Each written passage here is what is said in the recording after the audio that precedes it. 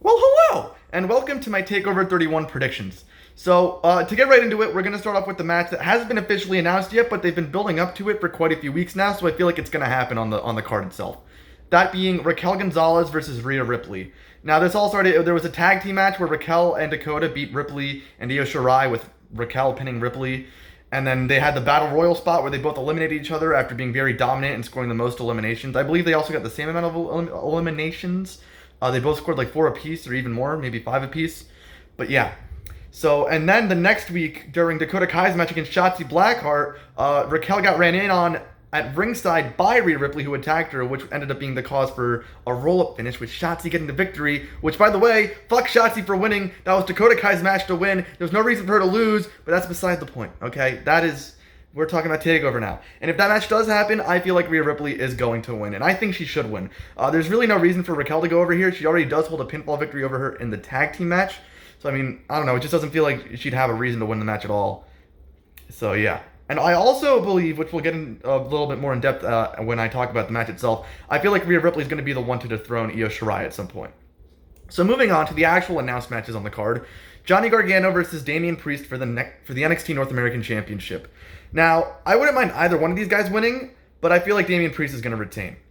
The reason being, like, although Johnny Gargano did win the mixed tag team match on the last NXT, I just don't feel like he has the momentum to win, and I don't see a reason for him to win. Like, people are saying that to make him and LeRae the first married couple to hold both belts at the same time, which is cool and all, and I'd totally be down for that, and I'd love to see that. But I just don't feel like the time is now. It just doesn't feel like the right time for it. It doesn't feel like either of them have enough momentum to make that happen right now. That would cut Priest's reign a little bit short. There's no reason for his reign to be that short. He hasn't had the belt for that long yet. And I mean, with Damian Priest, like, initially I wasn't a big fan of him. I thought he was always like meh, and I was like, he's a little bit overrated. But recently he started to grow on me. He's been quite good. When he started growing on me, really was his match against Finn Balor against TakeOver at TakeOver. He didn't fight the TakeOver. That would make no sense. When he faced Finn Balor at TakeOver, and that match, that's been my favorite match of his so far. That one was like a really good match. So yeah, but yeah, my prediction: Damian Priest is retaining his North American Championship. Then we've got Kushida versus Velveteen Dream. Now, all the other stuff aside, leaving the personal stuff, like his personal life matters out of this, just like enjoy the match for what it is. Just appreciate the match. You might hate the guy behind the character, but like just leave all that out of it. This is wrestling. You don't really need to like bring that up. Just enjoy the match and don't waste your time being pissed off for no reason during a wrestling match. Like I said, you can hate the guy all you want, and rightfully so for what he's done. But just on a pay-per-view, just like don't mind that stuff when it's happening. As for my prediction itself, I feel like they're pushing Dream. I feel like Dream is getting a push here, so I feel like he's going to be beating Kushida. Myself, I'm not really a fan of Kushida. I think he's just kind of like I said about Damian Priest. So, yeah, I mean, I don't know. Sometimes he has some cool matches, but normally I'm just like, this guy's whatever. I don't really see the hype behind him. And, yeah, like I said, I feel like NXT is going with the push for Dream, so I think Dream is going to go over in this match. Next is Io Shirai versus Candice LeRae for the NXT Women's Championship. And now Candice LeRae won the Battle Royal to earn her contendership. And Tegan Nox was supposed to be in that Battle Royal as well, which initially I was thinking either Tegan Nox they were going to cost each other and like eliminate each other somehow, or Candice LeRae would win, and then Tegan Nox would come out to cost Candice her championship opportunity, either by like attacking her and forcing a disqualification, or just have some sort of distraction finish.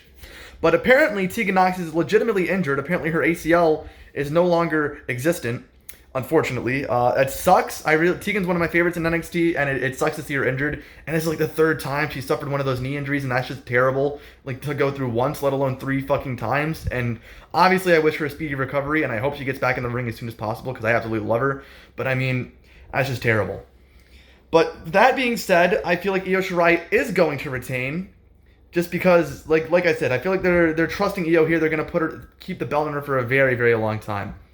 And as I mentioned earlier, I feel like Rhea Ripley is going to be the eventual one to dethrone her. Because initially, I thought they were going to push Mercedes Martinez to have that spot. But she's since been written off and gone off to Raw to be with Retribution. So obviously, that's not going to happen. And I feel like the only other person with a legitimate cause and the good enough momentum and could be built up enough in time to dethrone Io Shirai is Rhea Ripley. Because she was champion before, so there's still that. You can incorporate that into the storyline and the storytelling.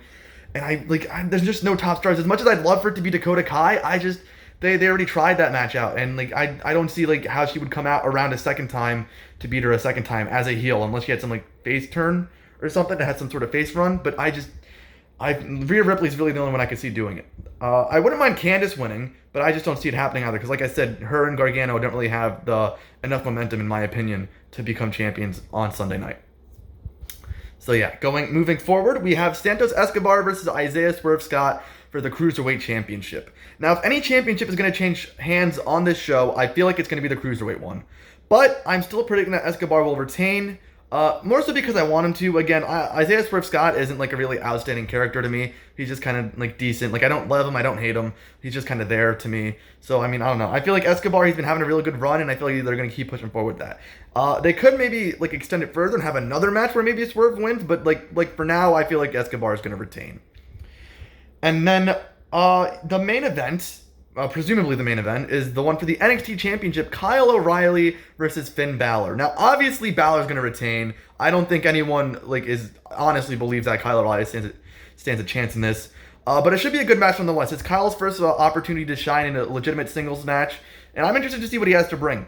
Because, I mean, yeah, it's just something we haven't seen before. I haven't really seen him. I never watched the Indies, so I didn't know what he's accomplished over there and what his singles style is like. So this is going to be brand new to me, and I'm really looking forward to it. But yeah, I feel like Finn Balor 100% going to retain his championship, and like I said, I feel like he's also going to have a decent lengthy reign, at least until Karrion Kross comes back. I don't know how long Karrion's out for, but if he's going to drop the belt, it's probably going to be to Karrion Kross. So yeah, those are my predictions. Let me know what you thought. Don't forget to like and subscribe as well if you enjoyed this. And yeah, thank you for watching.